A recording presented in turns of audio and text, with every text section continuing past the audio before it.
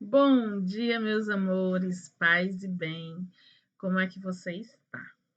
Então, gente, hoje é segunda-feira, dia 23/11 de 2020. Nós temos muitas coisas para fazer, mas hoje Tia Ju não dá aula online.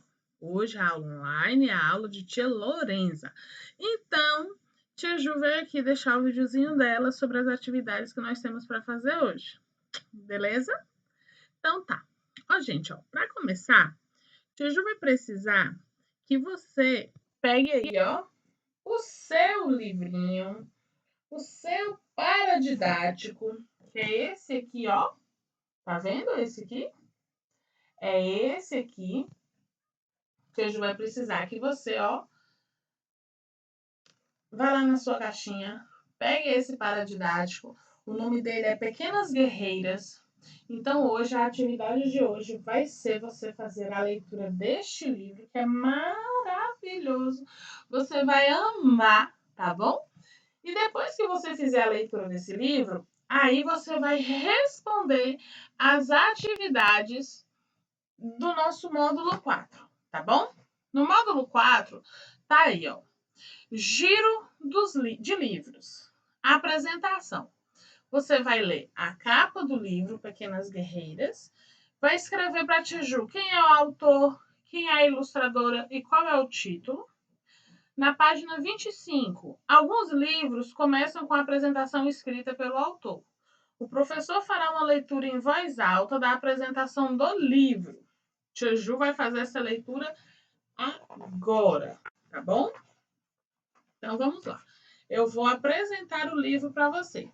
Pequenas Guerreiras, Iaguaré, Iamã, ilustração Taisa Borges. É um livro da FTD, tá bom? Aí essa é a capa do livro. Na contracapa, nós temos aqui para quem que o livro foi feito. Foi feito para a Késia, a Keila e a Kelice. E nós temos assim: um livro que surgiu de sonhos. Essa é a apresentação do livro. Dias antes de viajar para o 11º Salão FNLJ de Livros para Crianças e Jovens do Rio de Janeiro, é uma feira cultural essa daqui, né? Tive um sonho um tanto curioso. Neste sonho, eu li um livro escrito em Maraguá, com o título Mirixama Cuyantaim, que significa Pequenas Guerreiras. Lembro-me que via nitidamente as palavras e que o autor se chamava Iguaré.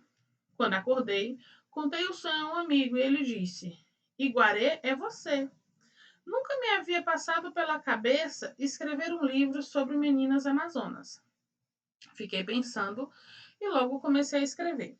Assim me concentrei no sonho e nas famosas igamiabas, ou amazonas, as incríveis mulheres guerreiras dos relatos do Frei Gaspar de Carvajal, na época da descoberta do rio Amazonas pelos espanhóis. Depois imaginei como poderia ser o cotidiano de meninas daquele lugar, numa época em que os indígenas eram os únicos habitantes da terra, que hoje chamamos Brasil. Na aldeia onde nasci, histórias de aventuras na floresta são muito comuns. Mesmo já passando tantos anos, quase nada mudou nas brincadeiras indígenas tradicionais. Como os meninos, as meninas também têm seus momentos de lazer. Por isso achei importante relatar algo dessas aventuras infantis. É claro que tudo é sonho, ficção, mas com base no que poderia ter acontecido. A coragem, a amizade e o conhecimento da Mãe Floresta são itens básicos da vivência, além das fronteiras do mundo urbano. E aquarei e a mão. Gente, essa aqui é a apresentação do livro que Tia Ju fez aqui para vocês, beleza? Aí agora, pelo nome do autor, quem o autor chama de Amazonas? Vocês viram Tia Ju fazendo a apresentação do livro? Então, aqui, Amazonas são as meninas que brincavam no as indígenas, as meninas, as crianças que brincavam aqui na história, tá bom? São as guerreiras amazonas. Pelo nome do autor e o que ele diz em sua apresentação, é possível concluir que ele é africano, indígena ou árabe. Yaguaré Yamá afirma em sua apresentação que seu livro surgiu de um sonho.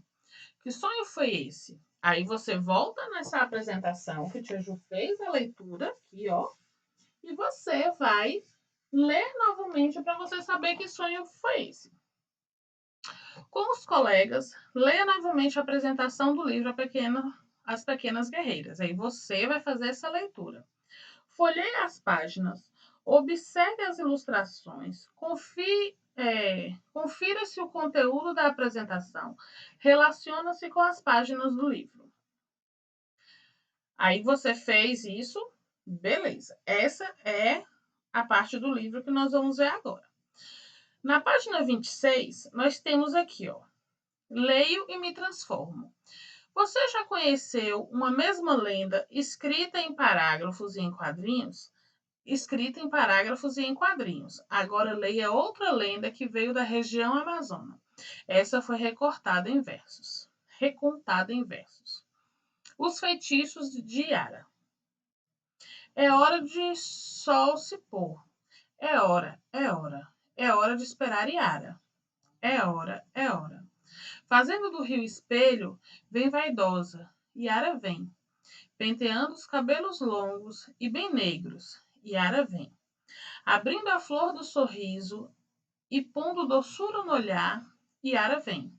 Yara vem de mansinho, vem. Deslizando nas águas, Yara vem. Com seu canto de alegria, pelos caminhos do rio, Yara vem. Com cortejo de algas e peixes, pelos atalhos do rio, Yara vem. Yara vem solta e solta o canto, que é só luz, cor e encanto. Fica em festa a natureza, louvando a graça e a beleza. Os índios moços todos vêm para a beira do rio, vêm.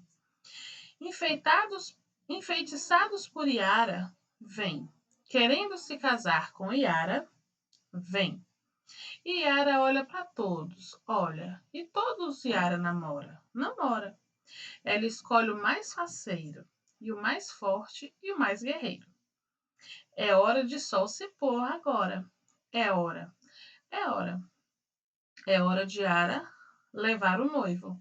É hora, é hora.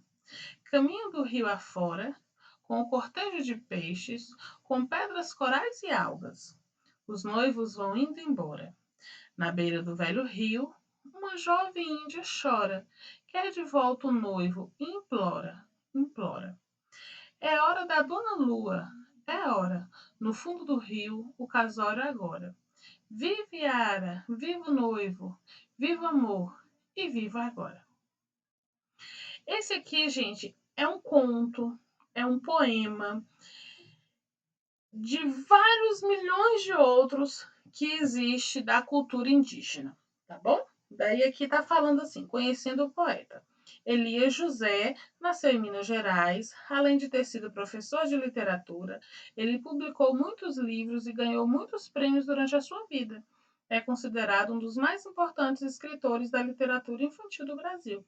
E o livro é Cantos e Encantos. Encantamento. Cantos e Encantamento. Tia Ju tá com dificuldade de ler porque Tia Ju tá sem o óculos. E daí tá muito clara, tá bom, gente? Por isso que tá dando essas engasgadas na leitura. Vamos lá? De acordo com o texto, como são os cabelos de Yara? Onde Yara vive? Como Yara consegue enfeitiçar os índios moços? O que significa o verso é hora da dona lua? É hora. Está anoitecendo ou está amanhecendo? Quantas estrofes esse poema tem? Releia o poema e desenhe como você imagina a Yara. Aí na página 29 está escrito assim: para organizar o pensamento.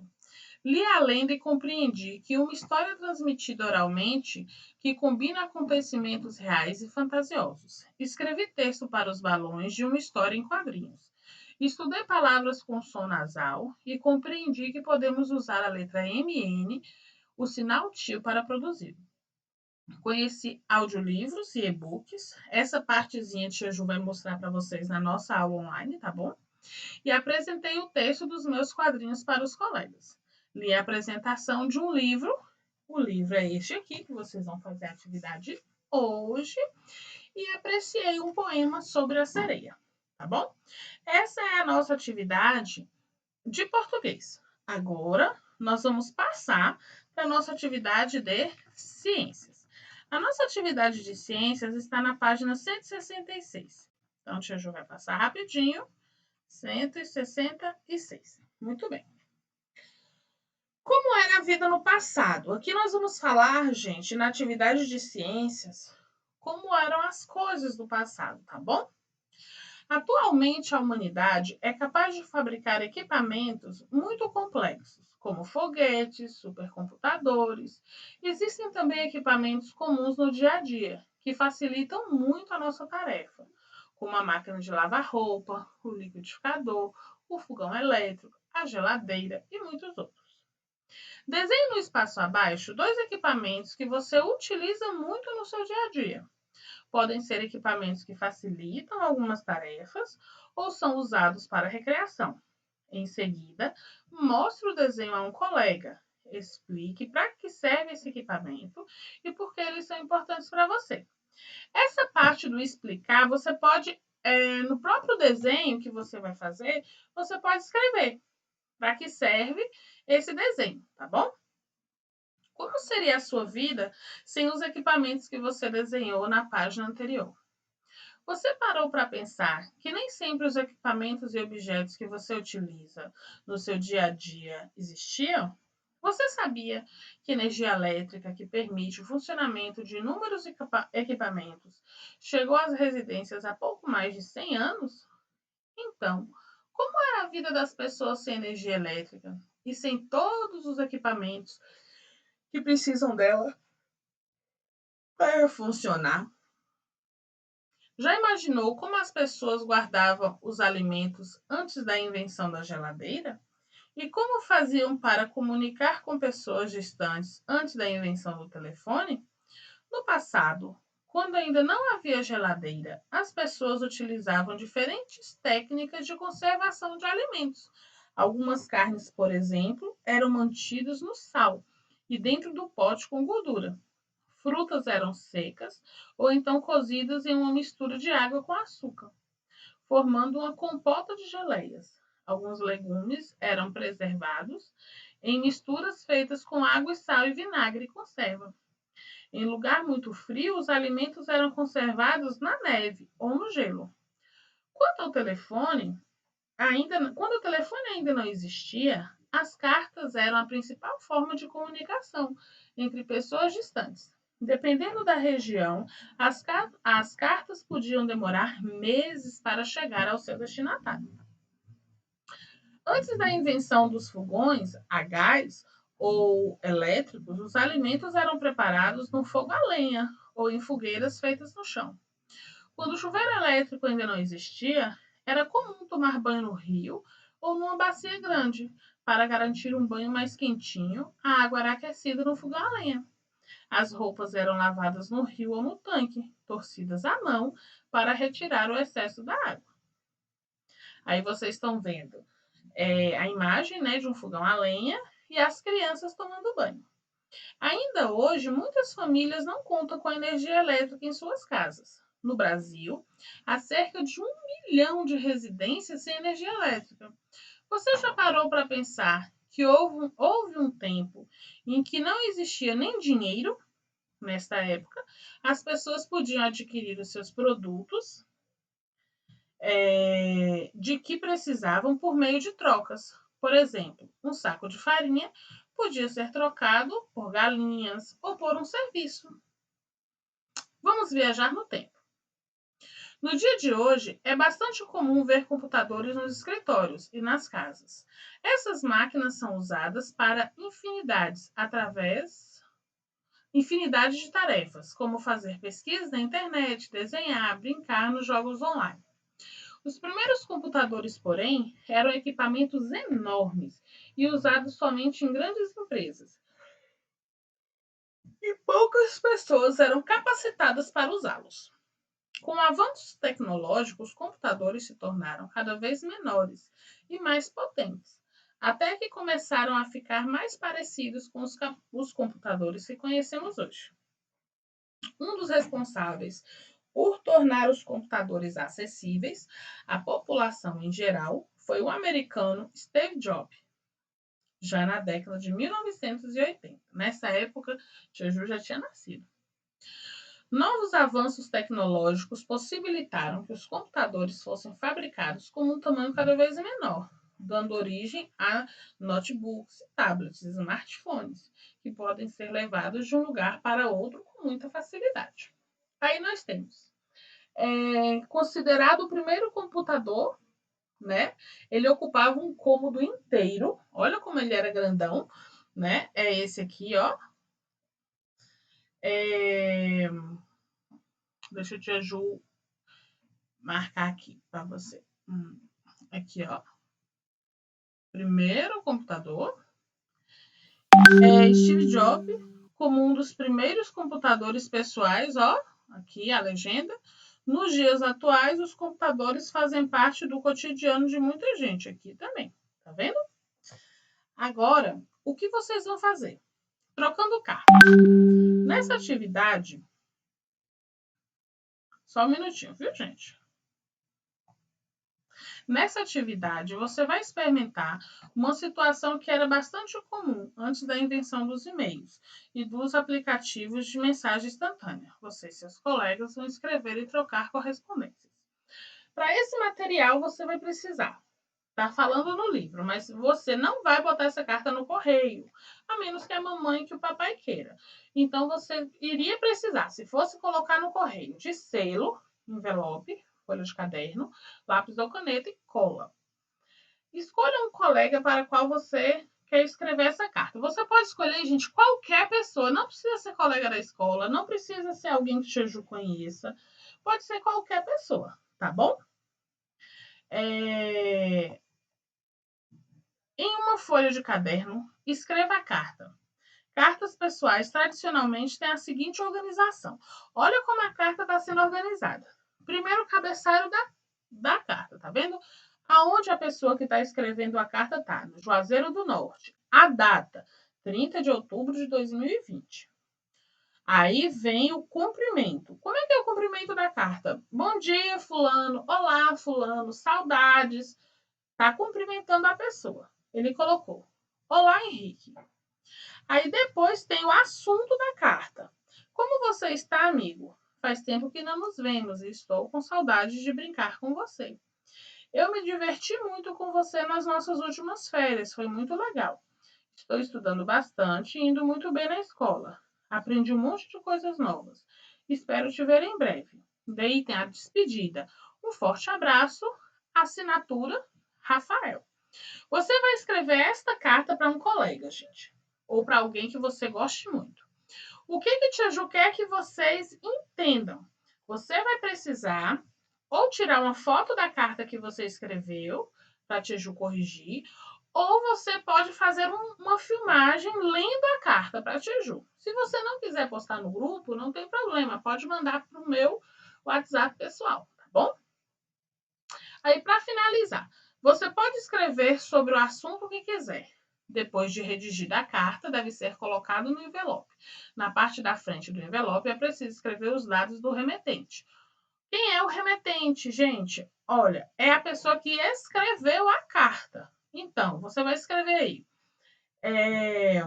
o nome, o endereço. E no verso, que é no fundo do envelope, você vai escrever os dados do destinatário, o nome da pessoa que você escreveu a carta e o endereço dessa pessoa, para onde a carta tem que ir, tá bom? Em seguida, é preciso colocar essa carta no correio, não é isso? Então, você teria que colocar um selo no envelope. Como a carta não vai para o correio, não precisa deste selo, a menos que o papai e que a mamãe queira, tá bom? Aí, para finalizar, no dia combinado com o professor, A turma irá até a agência, nós não vamos, porque a gente não pode aglomerar. Neste caso aqui, você pode pular a letra E e a letra F, tá bom? Mas você vai responder as questões a seguir, começando na letra A de novo. Você já tinha escrito alguma carta antes dessa atividade? Se sim, escreva o nome do destinatário. Se não, só escreve o não, tá bom? Você já havia recebido alguma carta? Caso sim, escreva o nome do remetente. Se não, só sinalize não. Com um colega, pesquise em livros ou na internet o CEP e em seguida responda por que é importante saber o CEP de um lugar antes de enviar a carta. Olha só, gente, o CEP, você pode colocar aí o CEP da sua casa, tá bom? E você vai fazer essa pesquisa no celular, no computador, para você entender que o CEP, ele é, na verdade, um endereço postal. É um número que só a sua rua tem. E fica mais fácil para quem trabalha nos Correios conseguir entregar uma carta para você, sabendo aquele número que só a sua rua tem, tá bom? Foram necessários quantos dias para receber a carta do colega? Essa daí você pode pular, não tem problema, tá bom? Conte aos colegas e ao professor como foi receber a carta. Você estava ansioso para recebê-la? Essa daí também você vai pular, porque você não vai fazer essa troca da carta, certo? Então é isso, amores. Lembrando, hoje é segunda, nós temos aí um livro para nossa leitura, nós temos essa carta para ser feita, mas no geral é uma atividade bem fácil, bem tranquila, tá bom? Então é isso. Qualquer dúvida é só chamar a tia Ju no Zap, tá bom? Beijo grande. Tia Ju espera por você amanhã na nossa aula online, tá?